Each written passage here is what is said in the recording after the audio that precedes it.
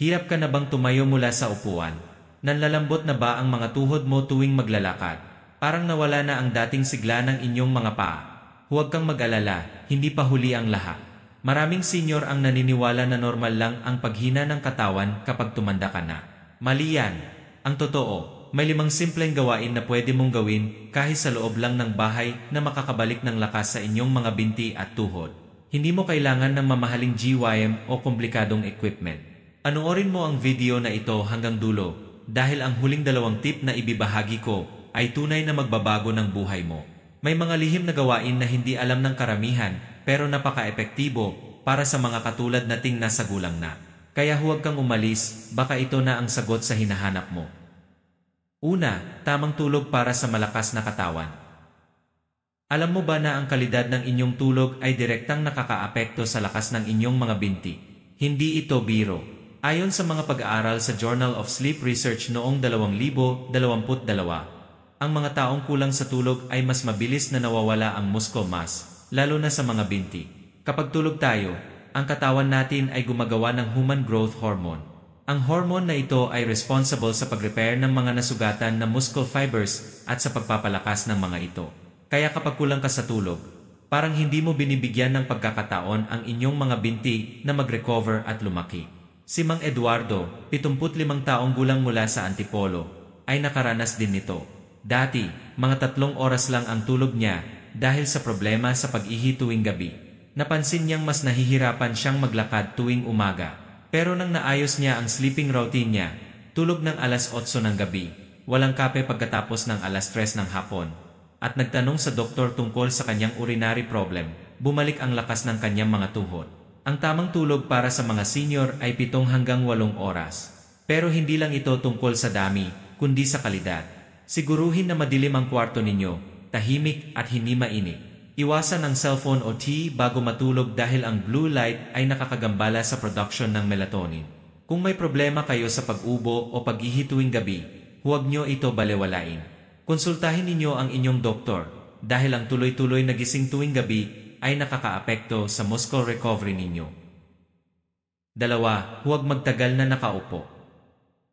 Ang pinakamabilis na paraan para mahina ang mga binti mo ay ang matagal na pag-upo.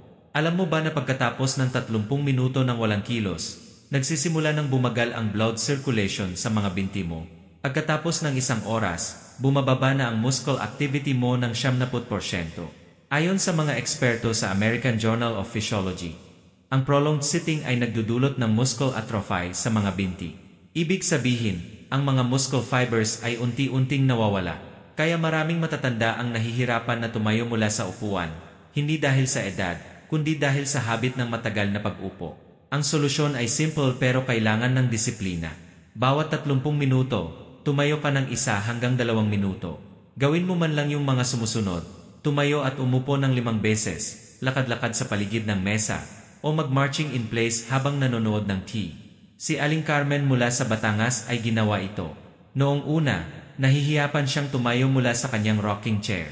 Pero nang nagsimula siyang tumayo kada kumpletong 1 episode ng teleserye, napansin niyang mas ginhawa na ang paggalaw niya. Ang mga tuhod niya ay hindi na ganun kasakit tuwing mag-umaga. Hindi mo kailangan ng matinding ehersisyo. Ang mahalaga ay hindi ka magtamlay ng mahabang oras. Kahit simpleng pagtayo at pag-unat ay sapat na para manatiling aktibo ang blood flow sa inyong mga binti. 3. Makakuha ng sikat ng araw para sa malakas na buto. Maraming senior ang hindi alam na ang sikat ng araw ay direktang nakakaapekto sa lakas ng kanilang mga binti. Bakit? Dahil ang vitamin E na nakukuha natin sa sikat ng araw ay mahalaga sa calcium absorption. Kapag kulang ka sa vitamin E, hindi maayos na nagiging matibay ang mga buto mo. At ang mga muscle na nakakabit sa mga buto ay hindi rin malakas. Ayon sa mga pag-aaral sa Journal of Clinical Endocrinology and Metabolism, ang mga taong kulang sa vitamin E ay mas prone sa muscle weakness at falls. Kaya maraming matanda ang natatakot maglakad dahil natatakot silang madapa, hindi dahil sa tanda, kundi dahil kulang sila sa vitamin E. Ang solusyon ay 15 hanggang 20 minuto ng direct sunlight kada umaga. Hindi kailangan na sobrang init, yung mga alas 6 hanggang alas 8 ng umaga ay sapat na. Pwede kang mag-upo sa inyong bakuran, maglakad sa paligid ng bahay, o kaya mag-watering ng halaman. Si Lolo Ramon mula sa Quezon City ay ginagawa ito kada umaga. Simula nang nagsimula siyang mag-morning walk sa kanilang subdivision ng 15 minuto kada araw. Napansin niya na mas stiff na ang mga tuhod niya. Hindi na rin siya ganun kadulas sa banyo dahil mas confident na siya sa balanse niya.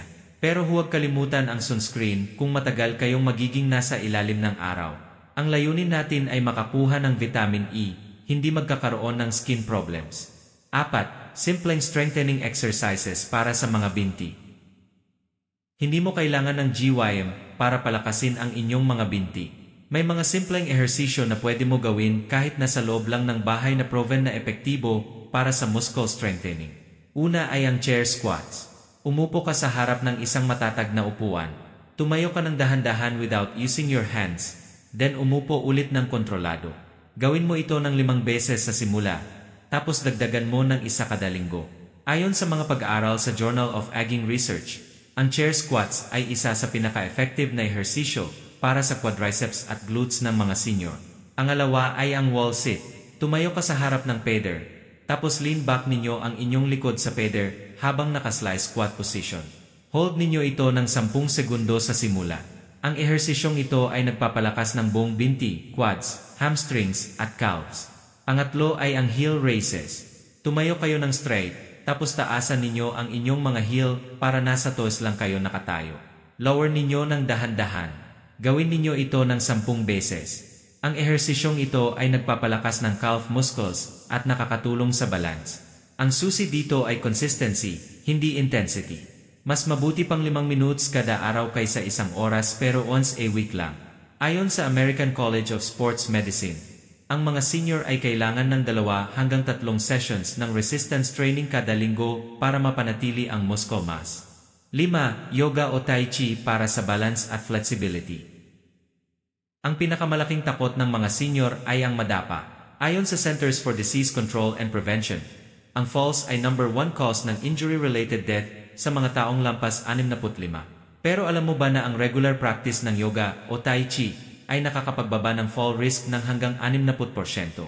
Ang yoga at Tai Chi ay hindi lang tungkol sa flexibility. Ang mga gawain na ito ay nagpapahusay sa proprioception, ang ability ng katawan mo na malaman kung saan ka nakatayo at paano mo makokontrol ang balance mo. Sa pagtanda, ang proprioception ay unti-unting nawawala, kaya maraming matanda ang nagiging unsteady sa paglalakad.